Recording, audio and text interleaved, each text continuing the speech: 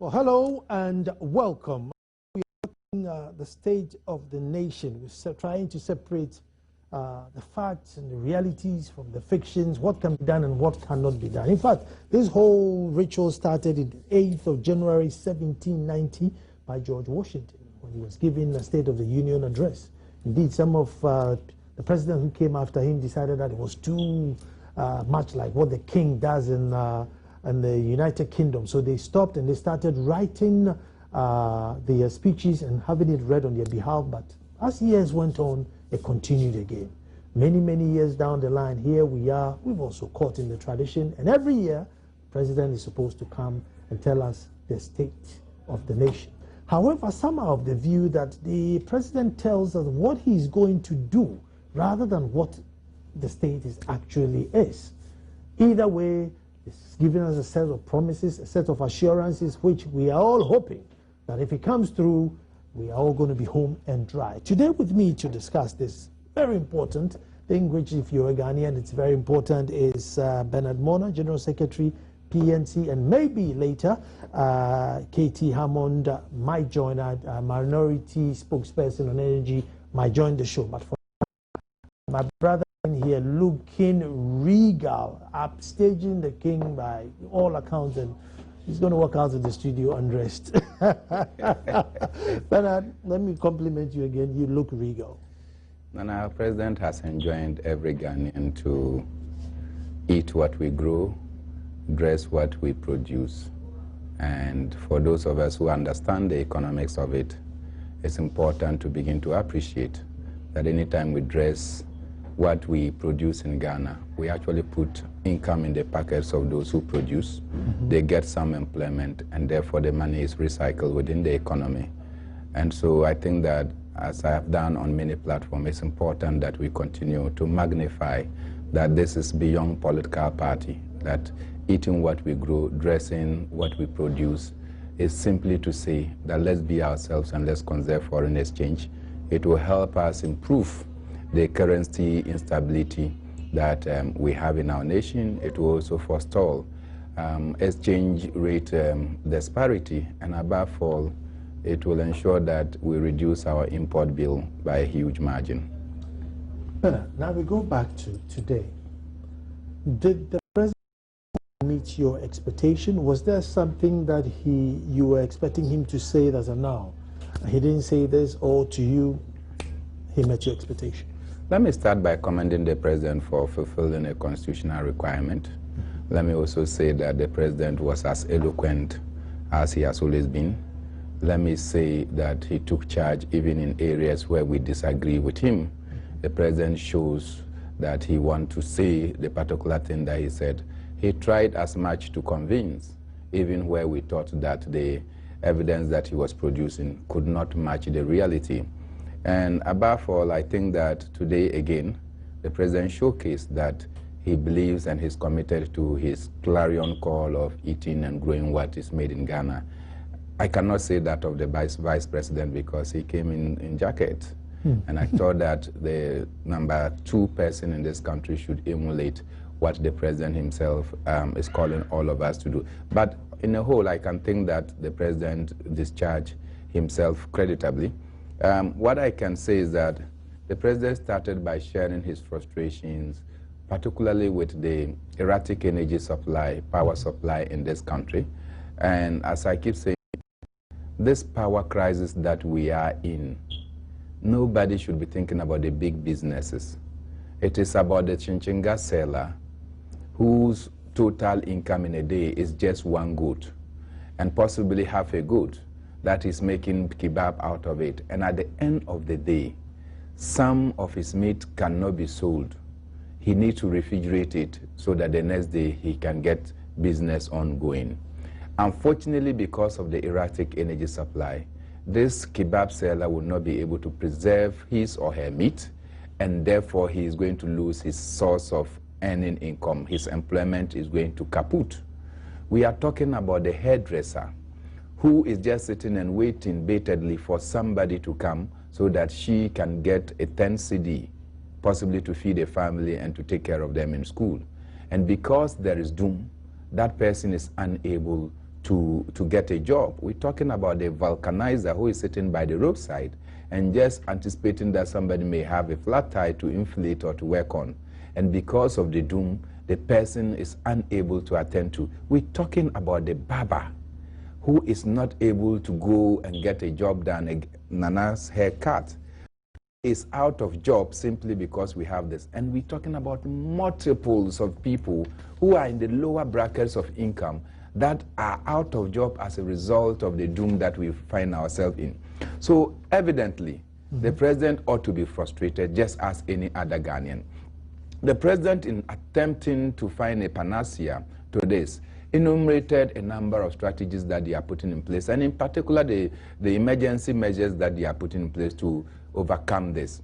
In the process, the president said that they've opened up the energy space for independent power producers, and therefore government will not subsidize even for lifeline consumers. And I thought that was a bit harsh, because most of our people just need a bulb in their homes so as to enable a pupil to take a book to study, to go and write exam and pass. So with all the grandeur things that the president is doing about education, if there is no electricity for the pupils to read, to study, won't it come to naught?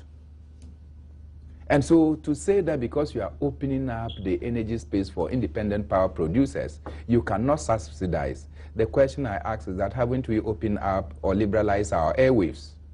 Haven't we have independent or what we call private media houses, television stations? Why is it that we are still charging TV license fee? And that one is for the exclusive use of the Ghana Broadcasting Corporation, or for that matter, GTV. If we can do that exclusively, then it means that the government of Ghana has a responsibility to the people of Ghana that independent power producers do not have. And therefore, government should work at ensuring that we meet our social commitment to the people of Ghana. Now, if you put it that way, and the president himself admits that there are institutions and individuals who owe the Electricity Corporation, and that has made their work ineffectual, it is important, therefore, to find out what we can do to retrieve, to collect the monies that we owe. How come that Parliament, for instance, should owe Electricity Corporation of Ghana? We should find a systematic way of collecting the money so that the arrears can be paid. And we are told that the arrears is in excess of $500 million. What that tells you is that it's more than the amount of money we are going to get from the Millennium Challenge account, which is giving us conditions to sell even Electricity Company of Ghana. So obviously, the Electricity Company of Ghana is in distress as a result of indebtedness by government institutions and big businesses.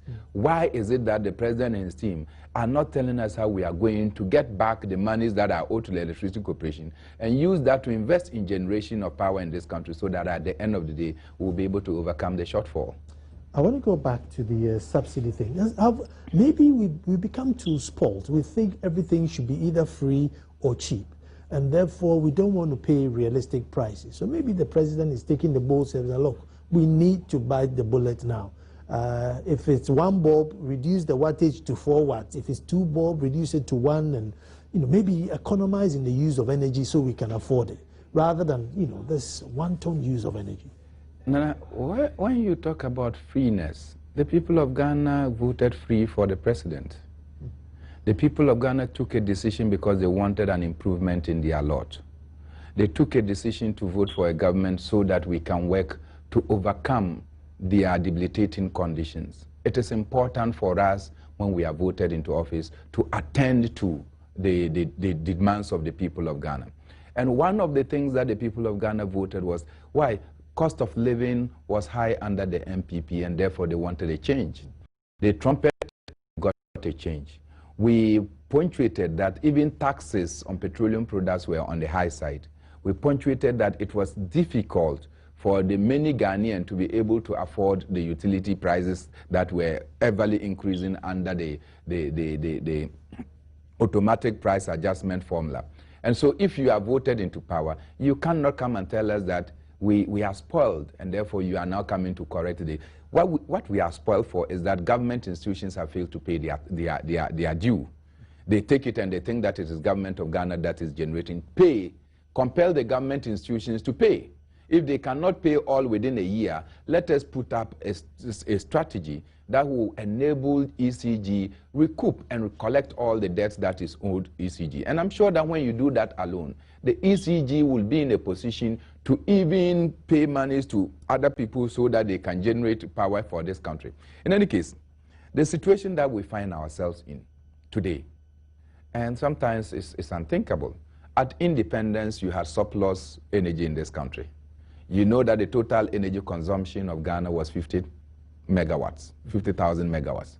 Nkrumah put up a 600 megawatts Akosombo, meaning you have 550 surplus, 50,000 surplus. Now, if you come, then Nkrumah brings in Valco. Valco alone takes 300 megawatts. So you are left with 250 megawatts as surplus. So you could see the government of Ghana could easily export to Benin, export to Cote d'Ivoire and Burkina Faso.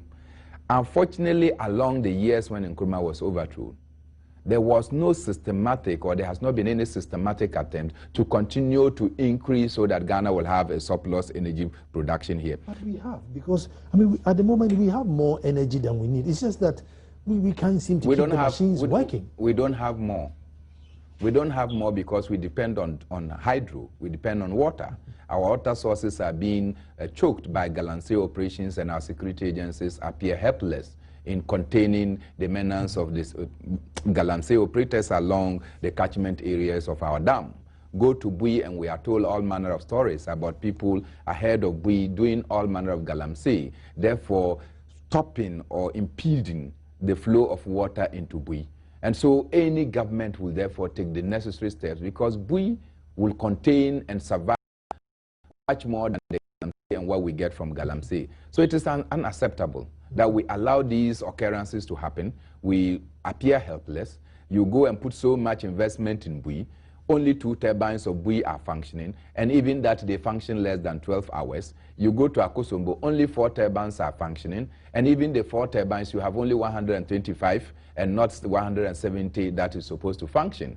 So you do not have sufficient water so to power them. Now, if you come to thermal generation and what have you, it's even something. You see, we don't have sufficient water because we literally abused the dam.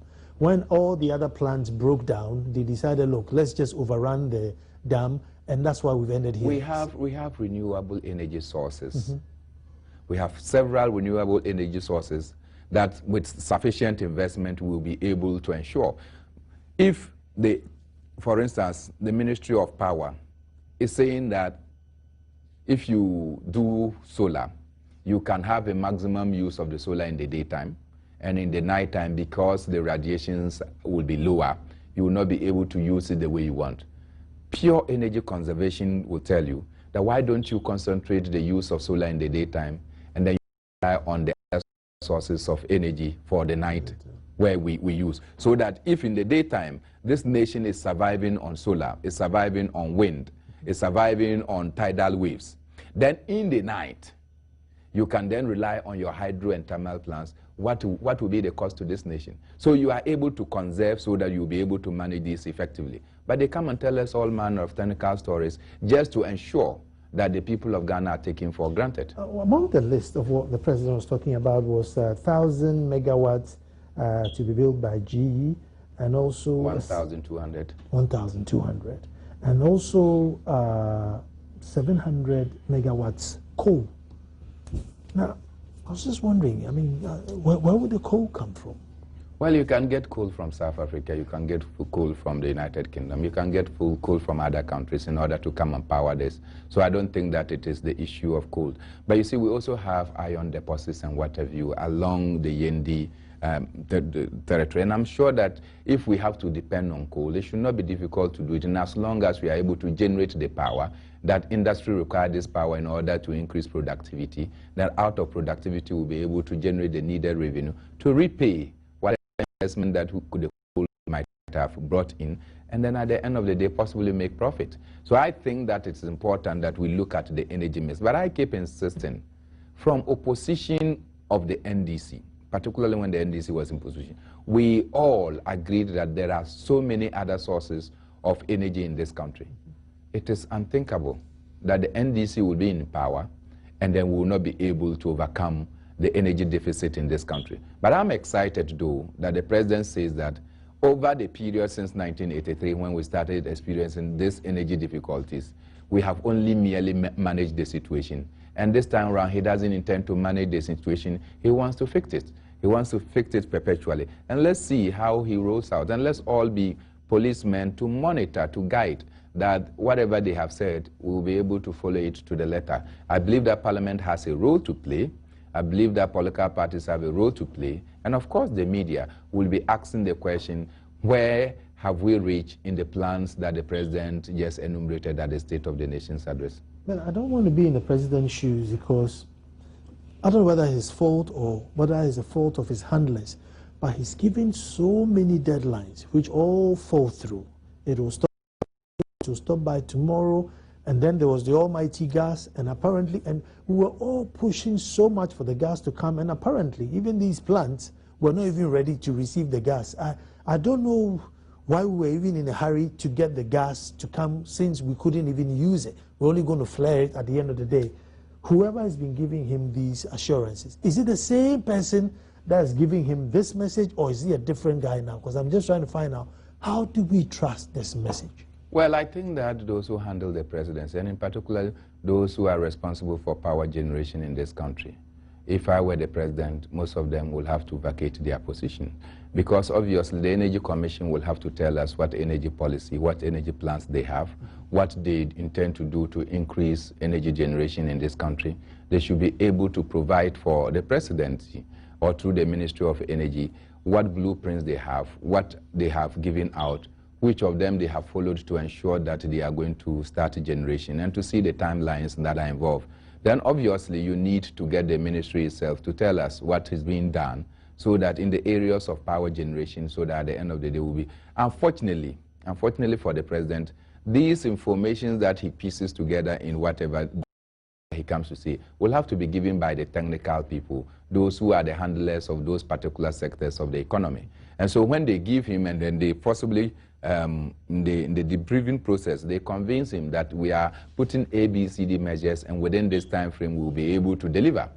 We take it for granted, and the president comes to say. Unfortunately, when the president finished talking, they don't go to implement possibly the blueprint that they have put before the president. They go to sleep, and the president is now held accountable for what he has said. And I think that if I were the president, by now, those who made me to make those specific pronouncements, they should not be holding on to their position because they have failed. But no, the danger is, now they are still holding their position. And the president has no, so because he's not an energy expert. So he depends on these guys to tell you that, listen, Mr. President, by Tuesday, we are sorted, or give me 3 months to sort it out. And they are still in office. That's the point. Nana, I have had the opportunity to deal with some people who are interested in investing in solar in this country. And I can tell you that the processes leading to investing in energy in this country can be frustrating, okay? Beyond that, you have the Energy Commission, for instance, that gives out provisional licenses. And as I keep saying, if you give somebody a license to come and generate 400 megawatts of solar, 100 megawatts, 200 megawatts, the person goes out there to go and secure a financial closure, get investors who are interested because of the quantum of megawatts that are involved. Then suddenly, the same Energy Commission comes through the PURC, come and curtail the total number of megawatts that you should produce. So if you have 400, they'll tell you you can only generate 20 megawatts. If you have 100, you can only generate 20. The people who have already made commitment will begin to waver and think at this is a serious nation, because you cannot take the word of institutions for granted. And therefore, it declines investor confidence in the country. And so when you see that investor confidence is declining, it may not just be the presidency or the Ministry of Finance. It is institutions that are not able to hold on to what they say they can produce, because it appears that we did not do our homework well. We did not check our ability to connect our solar or renewable energy straight into the grid connectivity, and at the end of the day, we made the policy environment. Today, we are confronted with the reality, and you begin to tinker with these provisional licenses, reducing the total megawatts, particularly of solar, to only 150 megawatts, when you have over 6,000 to 10,000 megawatts of solar that can be tapped in this country. It's unacceptable because we use our sunlight to dry Kobe. We use our sunlight to dry Kako. We use it to dry our Konkonte and what have you. Today, there is technology to convert this sunlight that we use to dry our granules and our millet into something that we can all benefit. And still, we are nowhere.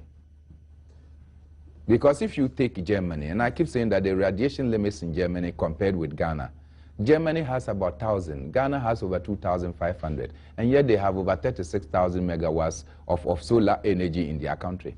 Why wouldn't we have more? The issue of solar is a policy, you know, and you know, the worst aspect of it is that we are allowing particularly solar generation to be in the hands of independent power producers, with the government of Ghana only doing 2 megawatts in Navrongo. So it is independent power producers who will come and determine the profitability of it. If it is not that profitable, they will not invest, because all their ultimate aim is to make supernormal profits on their investment. But government's decisions, government policies must not look at the economic aspect of it. There is a social aspect of it that government must factor. Governance is not just about economics. It's not just about accounting. There is a social component of governance that every government must take seriously. So if you allow power generation, particularly renewable power generation, to be in the hands of independent power producers, if they don't find it economically viable, but the government can find it socially relevant in order to contain the difficulties that we have in our nation, why should that government say that you will not do it? Well, now let's move to free education. Now, I want to find out what the NPP's message is going to be now, because free education was big on their list. Indeed, at the time when they were championing free education, the NDC said, no, it's not possible. So they come back with free education, but this time it's progressive. We're going to give free education, but we do it slowly. Presumably, the NDC were going to do it at once or whatever it is, but it's on the table now. You're going to do progressive free education. I think every Ghanaian should be happy because education is important. We shouldn't politicize it. But I'm just wondering, you know, what then happens? Maybe you can't speak for the MPP, but what then happens in the next campaign? Because it's like the wind has been taken out of their sail. Now, if you take the 1992 Constitution and you go to education rights, which is a fundamental human rights, if you go to educational rights, I think Article 25A, certainly 25A is talking about basic education. B is talking about secondary education in all its forms, including technical education. And C is definitely talking about tertiary education. And it says that tertiary education must be made progressively free.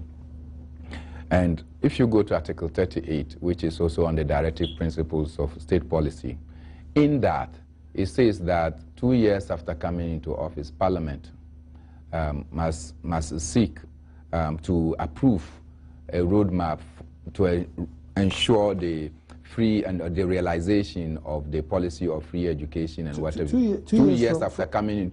From which date? That is 1995, because the Parliament started in 1993. So from 1997? From 1997, we expected that Parliament should have at least had a blueprint to checkmate, to ensure that the implementation and what do we call it, guidelines to achieving Article 25 and Article 38 of the 1992 Constitution has been put in place.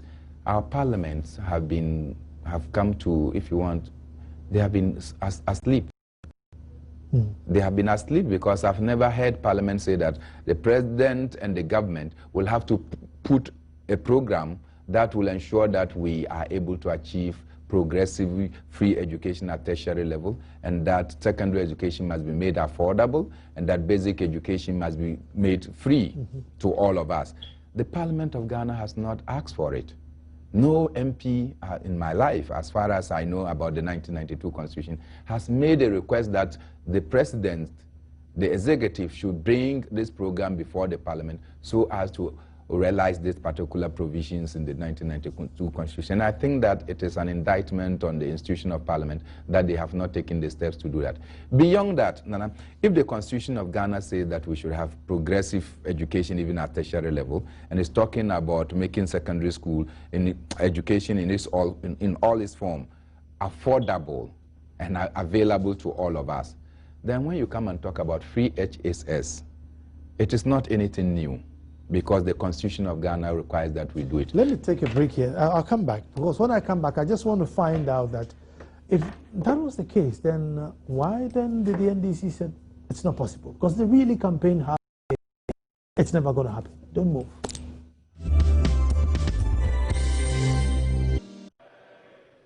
Work on the main campus of the University of Health and Allied Sciences located at Sokode, Lokwe, near Ho, is almost complete. The university has also admitted its first batch of students. And at the University of Energy and Natural Resources, the first batch of agricultural students have been admitted to the Doma campus. Expansion works are continuing at the main campus in Sunyani. And in line with our policy to establish a public university in each region, government has presented to Parliament a bill for the establishment of the University for Environment and Sustainable Development in the Eastern region. Preparatory works for the construction of the university's main campus will commence this year. Mr. Speaker, I've received an interim report on the possible conversion of some campuses of the University of Development Studies into autonomous institutions. Further to that, government will explore the processes towards converting the Wa and Navrongo campuses of the UDS into autonomous universities in the Upper West and Upper East region. Well, excerpts from the speech given in Parliament today. I'm still a little bit disappointed in Parliament and its design. It just looks there's nothing Ghanaian about it, is it? No, they could have done better. I've lamented and lampooned Parliament for what they have done, and I think that it doesn't show our commitment as a nation. It may look beautiful, but the Ghanaians could have done better. We could provide furniture. As for taboo and some cushions, we can do that one. We have a lot of wood, and I see many Chinese coming to Ghana to even export wood from us. It is unthinkable that we cannot just put our wood together to make decent furniture for ourselves. Well, I think we'll do that. That'll be another show. But just before the break, I'm talking to Bernard Mona, General Secretary, PNC. I was saying that, when MPP was championing the free education model, the MPP was very strong that The NDC? The NDC, I beg you, was very strong that this won't happen. It can't happen. It's impossible. Forget it. There was even adverts of children who were saying, listen, we don't want free education, forget it.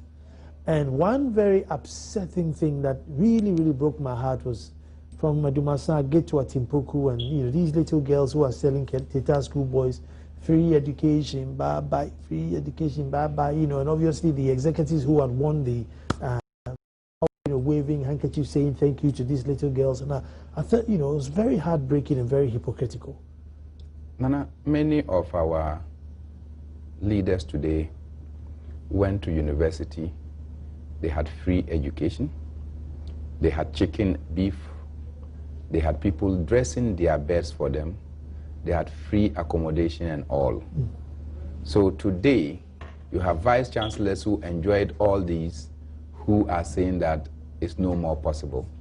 And if you listen to their arguments, you simply want to go and bow your head or even bury your head and kick your legs in the air.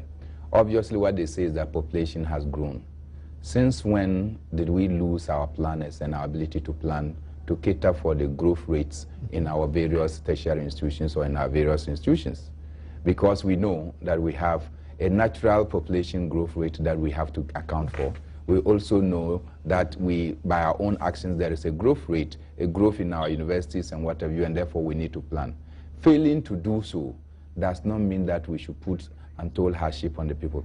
I keep saying that half a loaf is better than none. So I commend the president and his team for thinking about free SHS. What are they talking about? Listen to the president carefully. It is going to deal with days to schools. Okay, I got Fred Agbonyo on the line, and he will probably speak directly from the president quarters, who's a deputy communications director for the NDC. Our usual brother who turns up on the show, but today he couldn't make it. Fred, you're welcome. Thank you very much. Fred, let's go straight into free education on, well, now on the NDC table, but once upon a time it was off the table. Now, I'll tell you one heartbreaking story which I just told Bernard. Is driving from Edumasa, I get to Atimpoku, and the little girls selling guitar, schoolboys are singing free education, bye-bye, because obviously the NDC had then won power. And you have the NDC executives with their white handkerchiefs, you know, waving to these little girls saying, thank you. And I felt it was very heartbreaking and very hypocritical. I didn't get the later part of it. What did the young girl say? Free education, bye-bye. You know, they were singing that free education, bye-bye, because the NDC had then won power, and the MPP had campaigned on free education and had lost. So the girls were obviously happy. Being members of the NDC, they were happy that, you know, they're not going to get free education. And they were. And, you know, you had adults with white handkerchief waving at these little girls, you know, saying, well done to you. And I thought it was, you know, heartbreaking and very disappointing. But now it's on the table, free education. We are all happy. But we just want to find out, you know, when did the, you know, paradigm shift? Well, and I thank you very much. Let me say good evening to your viewers. I think that, Nana, you understand the issues better than a lot more people maybe. And I'm surprised as to why you are not bringing your understanding to bear on what is happening here. First and foremost, it's important to make the point that if you go to the 1992 Constitution, in the Constitution, it stated very clearly that Ghana must work towards progressively starting the SP program. Indeed, if you check the way the Constitution is structured, from 1995, 10 years to the beginning of the Constitution, we're supposed to have free basic compulsory education. Unfortunately, NDC lost power by 2001, and it took over. It took a few years to be able to realize the FP. The question is, as of the time that we're going for election in 2012, have we really realized the vision of having a free basic compulsory education? And the answer on the list of every Ghanaian is that no, basic education was not free. But we prescribed for progressively moving up. So they have not gotten the basics free. That was the point. And anybody suddenly making it look as though he has just gone to his room and had a distance that Ghana must have free education and suddenly running around all over the state championing. So your main issue was that Nanado wasn't going to do it progressive. He was doing it instantly.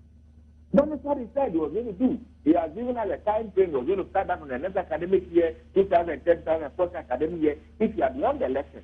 What we said, the argument we made at the time, first of all, we never said free education was impossible in this country.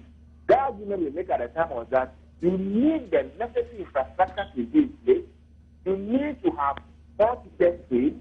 You need to have teaching learning materials available before you can start talking about free education at that level, the secondary school level.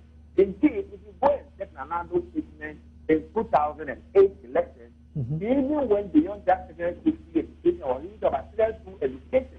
It was in 2012 that he referred back to 2012. Now, even the remember Nanado appeared on the BBC Hard Talk.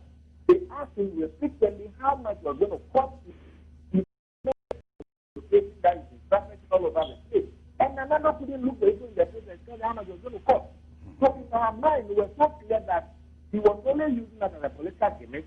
He wanted to win an election, then he threw something out there that resonates with the people, and by that everyone would believe. He didn't believe in that concept. That was what he did again. What he said was that, let us provide the infrastructure. How do you say, go and find out the number of additional school blocks that we have added to the national stock. We are saying that if we are going to roll out education free at the tertiary level, that is that more people will be enrolled and therefore will be so all those people. If you recall, when MPP introduced the fourth year SS level, the same way they didn't make any provision on the fourth year. We remember that very academic when school reopened on the corridors, some were sleeping in labs, in the dining hall. Parents have to rush into the that there was from those schools. It's two Professor Mozo won in 2009 to quickly come up with emergency classroom to make for that additional year that was added. Fred, let me just jump in here. Are we infrastructure-wise? Are we set to roll? Everybody would have a class. Everybody would have a teacher now. If you go and check the statistics of the number of infrastructure that has come up in the last 5 to 6 years, I think that it is adequate enough for us to roll any kind of thing we want to talk about. What President Mahama promised was to have 200 additional day secondary schools. As we speak now, about 73 of it are moving on in the various stages of completion. Fred. In the State of the Nation address, they announced that additional 60 will be rolled on board this particular year. So we have calculated, we have planned, we have projected, we have put the next mechanism in place, so that when we start, and look at this, what we are doing now. We are not declaring education at a test straight away.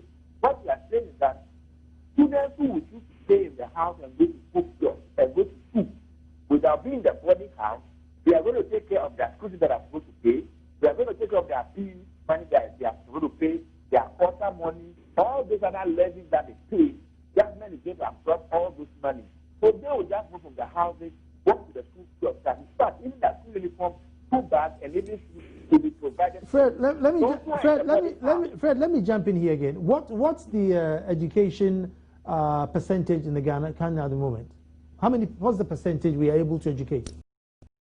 What's the percentage of what? Citizens we are able to educate. Clearly, it's not 100%. Well, I don't have the well, it's about 57%. So you see, that's why I'm saying that at one point you start. You can't say because you added 10 schools or 5 schools, then okay, now I added 5 more schools, so now I'm ready. But previously, I think I had 5 schools less, so I couldn't start. That's just no. Again, I'm not too sure of the figure you gave that is about 58%. Let's just get it right. So I think it was even mentioned in the State of the Nation address today. The number of students, because in our entire history as a nation, there has never been a time that we have more students in school than this time around. We have more students now in school attending school right from the basic to the than ever in our history. Well, Bernard wants to know compared to what? Say again? Bernard wants to find out compared to what area are you talking about? And of what I am saying that the number of enrollment that we have in our schools today have gone up than compared to what? Because if the population was 5 million, and you have numbers increasing to 13,000, and today if you have a population of 27 to 30 million, and you have 20 million, you cannot just say that it no, is Bernard, no. Yes, we are talking about the nominal figure. You can do all the calculations. You can just suppose that gain the population. I don't have a difficulty with that. If you want about the case, I'm not even doing that calculation. I know that still what we have now is higher than what we have ever had in our history. But the point I'm making is that of course there is more enlightenment. People want to send their wards to school. But the fact is that the fact that people are going to school does not mean that it is government that has done so. There are many private institutions that parents want to send their wards to school. There are many appointees and government officials who don't even send their children to the schools that they have asked all of us to go to. The schools that government is providing today, how many government officials have their children and their wards attending those schools? No, again, the point you are making doesn't support the fact on the ground. Because you and I are aware that when they introduced, for instance, the school feeding program, we were told by the research that was done as that a GS subsequently brought out that around, for instance, the fishing community, a lot more students stop fishing and then they jump into the class. We were told that in the rural areas, a lot more students either do not go to school. But they are not attending the private schools. That's the point I'm establishing, Fred Agbenyo. I'm saying that even as we are doing all these things, these are just for the down. I'm insisting, and let me insist on this platform, that why? The fact that we have done this does not mean that we have achieved so much. The point I establish is that if the government, today the president said that they are going to give free education, that they will not pay school fees. But you see, if you come from your Edumasa, and your ward is to attend secondary school, say in Sankana, and look at Edumasa and to Sankana, that ward will not be sleeping under a tree. There will have to be accommodation. It is not that which the government is taking. They are taking care of their students.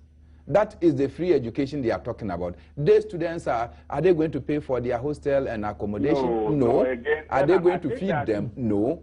So it's when you say that they will not pay fees, when you say it's free education, Fred, can I make this point? When you say it's free education, it is not true.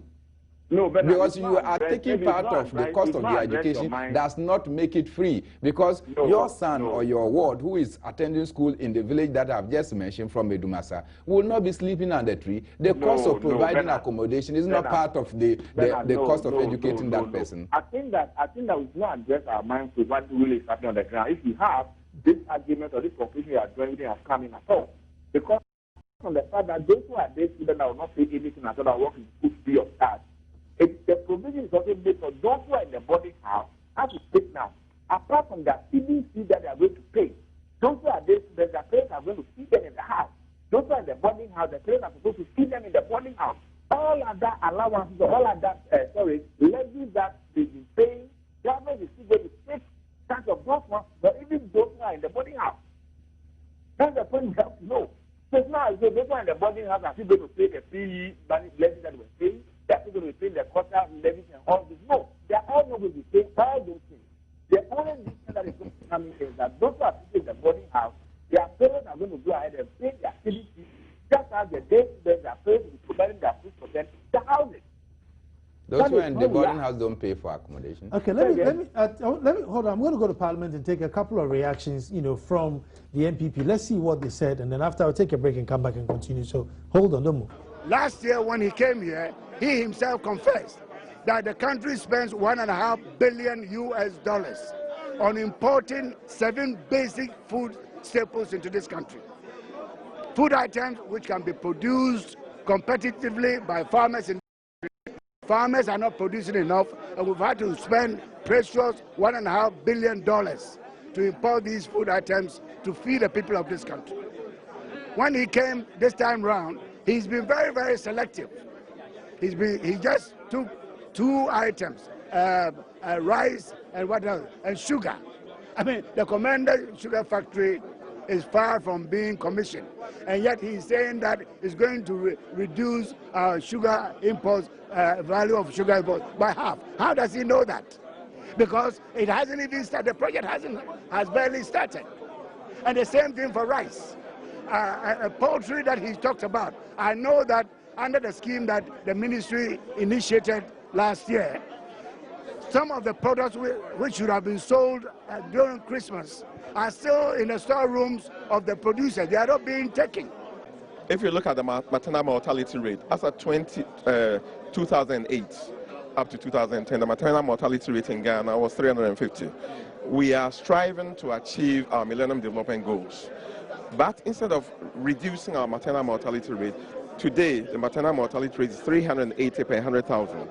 So it means that we have failed in our pregnant women. For the past 2 years, since the latter part of 2013, Accra in particular and some parts of the country have been going through the scourge of cholera. I'm not sure whether people are aware, but people are dying from cholera. I do not expect that cholera can be taken to be a mere health matter. Cholera is more a matter which cuts across sectors. Now, the kind of actions that we're taking did not, to some of us, clarify that we are tackling the scourge of sanitation and therefore the scourge of cholera. So it means that our people are going to continue to die from cholera. Now, if you look at this and we are told that, health centers are going to be built, clinics are going to be built, to some of us, if you build infrastructure and the people are dead, who goes to take advantage of the infrastructure? So take care of the living. And as you take care of them, you go ahead and also ensure that you put up the infrastructure. It's a two-way matter. If you don't keep the people alive, you will end up creating infrastructure with no use.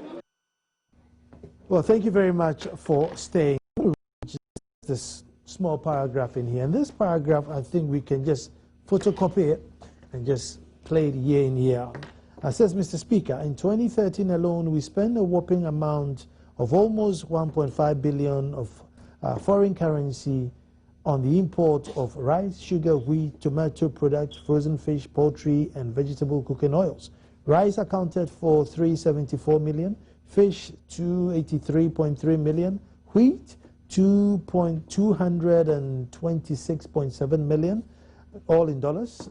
Poultry 169.2 million, cooking oils 127 million, and tomato products 112.1 million. But every year, this this thing comes up.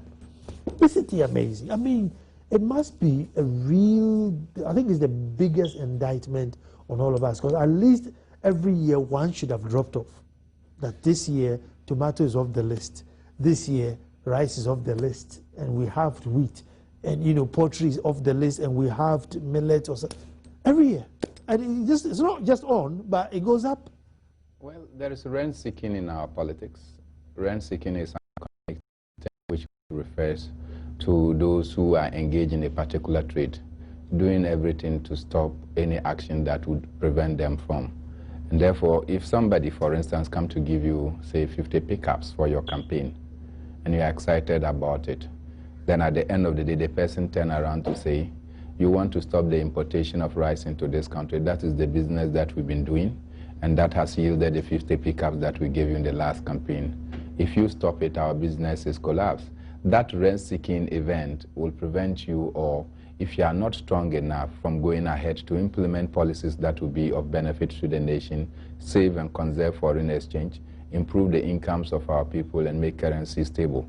So definitely, it is these kind of things that has made our ability to combat, to fight, to ensure that we are able to maximize what we produce. If you take, for instance, 1972 to 1975, the Achampon era, the World Bank, everybody has come to praise Ghana, because even as Achampon delivered the so-called Yentua speech, and the World Bank and IMF packed bag and baggage out of this country, we were able to export annually over 30,000 tons of sugar, because we produce more than enough to consume and exporting.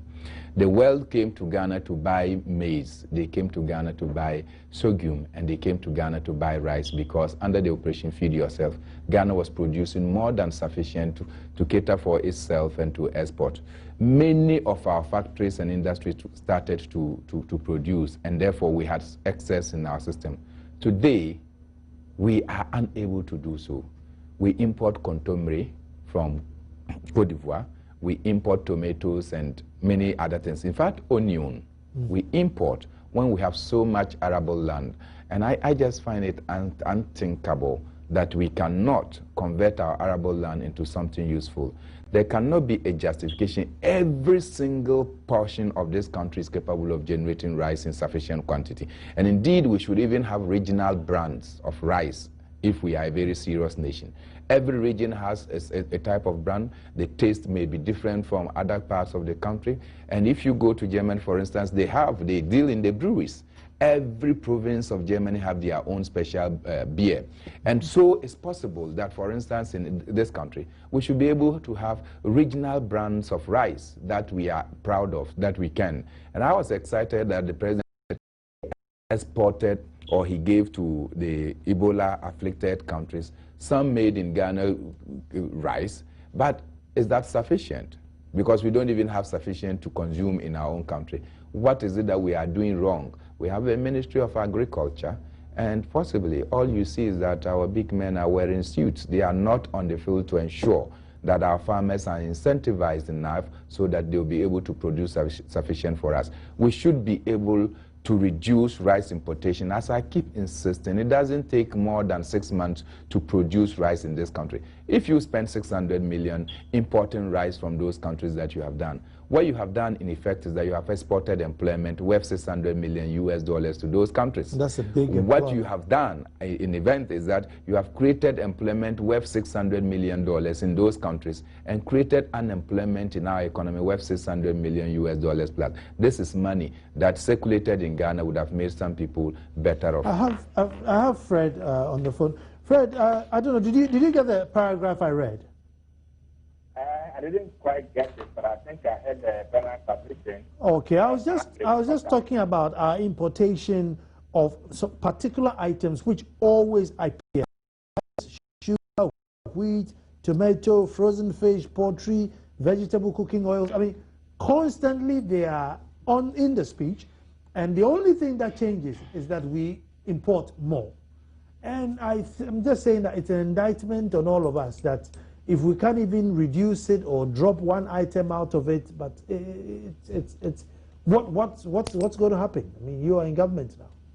Well, I think that largely I associate myself with the comments that Bernard just made, that Ghana is said to be an agricultural country. If you're an agricultural country, the one I'm concerned about now, we would have been able to win ourselves from some of these basic staples that we use on daily basis. But if that's where I come from, I'm from somewhere in the Bosa area, and the common activity of my people is rice farming.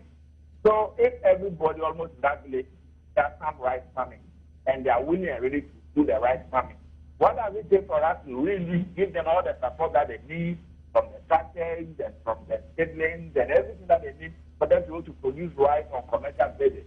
I was happy, however, when they addressed our revenue, the president said that rice importation has come down to as low as $250 million as compared to what we were importing in the past. The past about $6 million. But the money we're spending every year in bringing rice here. And as Better said, anytime we bring those products from outside, we create employment for the people out there, and then we create unemployment for people in there. And so therefore, we need to really pay attention to agriculture where we seem to have that numerical advantage. Poultry products, for instance, I'm excited that yes, there is a chairman that is saying that all those who are into the production of poultry products to make sure that at least 40% of whatever that they sell now comes from the local market. We are told that at least for the last year, 2014, about 41 or 40% of all the poultry products we produce in this country came from the local market. That is encouraging. But it doesn't mean that there is more room for improvement. We can do more. We can encourage, especially the young people, to into some of okay, Fred, let me come in here. Just 1 minute, comment on this, and I'll give the senior brother also 1 minute. There's a lot of promise for infrastructure. However, the 2015 budget, put down about $4 billion towards infrastructure. Now we've gone to IMF. By all means, they're going to tell you that, listen, this is not prudent, this is not necessary, cut all that. How is the president going to honor all this with IMF looming in the background and considering even the amount of money he has originally budgeted? I don't know why people are still feeling the IMF to their own style or their own approach to governance and development. If you go back to IMF website as they speak now, IMF itself has acknowledged the fact that social interventions are so crucial. Without them, we cannot move on. So that rigid capitalist mentality with which IMF used to be, when they start changing from that. So anytime a government is able to function now as social intervention, and you approach IMF and you defend that particular intervention, you give the reasons why you think that it will help to very good. The challenges of your people. Fred, very good. Let me bring bring Bernard in here on the same question. I was saying that we've already just budgeted $4 billion for infrastructure, and the infrastructure that was listed today, the bridges, the roads, the hospitals, the chip compounds. I mean, huge chunk of infrastructure. We have $4 billion, and we have IMF looming in the background. I'm saying, how's the president going to do it? Briefly, give me 30 seconds. Well, I think that these are ongoing projects that the president enumerated. Most of the things that are said in the State of the Nation address are those that are ongoing. Maybe it is the future ones that may have the IMF restricting our ability to go out there to raise and mobilize the resources to be able to do it. But I have always said that the IMF has never been a friend to developing countries. Their presence in our continent has rather been a minus than a plus. They have led us to massive unemployment. They have led our economies into disarray. And at the end of the day, it's like every package they bring has not helped us. And I keep asking the question, the IMF and the World Bank are in New York. But when the United States is suffering financial crisis, they don't run to the IMF and the World Bank. If they were solution providers, the United States will always go there. But because they cannot provide solution, that is why they look for stimulus packages from elsewhere, and they don't go to the IMF and World Bank. Why do Ghana and other developing countries think that the IMF and World Bank are out there to support and to seek our welfare? Thank you very much, Fred Abonyo. Thank you very much, Bernard. That's all my time will allow me, but we're talking about the state of the nation, separating facts and realities. Tomorrow we'll be back to do it all over again. Thank you very much. Thank you, Nana.